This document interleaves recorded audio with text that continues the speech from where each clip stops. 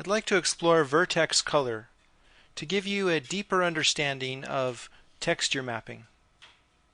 Vertex Color is a more primitive system than texture mapping, but it's a way of getting color on surfaces. So far you've learned how to create materials using colors and shaders, and you've learned how to customize the shader basic parameters. Vertex Color offers an alternative system. In this example, we see variation of color on the plane and on the teapot, and that blending is coming from the way that the shader handles the visual components. I'll select this plane primitive and turn off Generate Mapping Coordinates. We don't want to use mapping coordinates yet as we explore Vertex Color. I'll also set the segments down to 1 in each direction, just to give us the simplest possible case. I'll right-click and convert this into an editable mesh, so it's just a piece of geometry right now. Go to the Display tab and check Vertex Colors here in the Display Properties rollout. The surface immediately turns white, which should tell you something. It's no longer using the material. It's using this alternative system.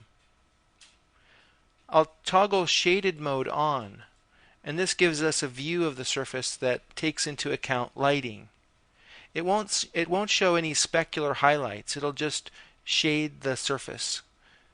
Something like you might see in smooth display mode. Then I'll go back to the Modify panel, go to the vertex level, and use the Surface Properties rollout. Here you'll find the Vertex Color swatch, which is right here. I need to select a vertex and then click on the color swatch. I'll give this a bright red color, and you can immediately see some effect. Here we have the red color emanating from the vertex, and it's being blended with the vertex colors at the other vertices, which currently are all white. I'll select this vertex and make it blue. Now we're starting to see some blending happening. Notice that there's kind of a line here down the middle, and this happens because of the fact that we have two triangular faces here, and Vertex Color doesn't blend across the faces. So I'll go to the face level and delete this face just to keep this as simple as possible.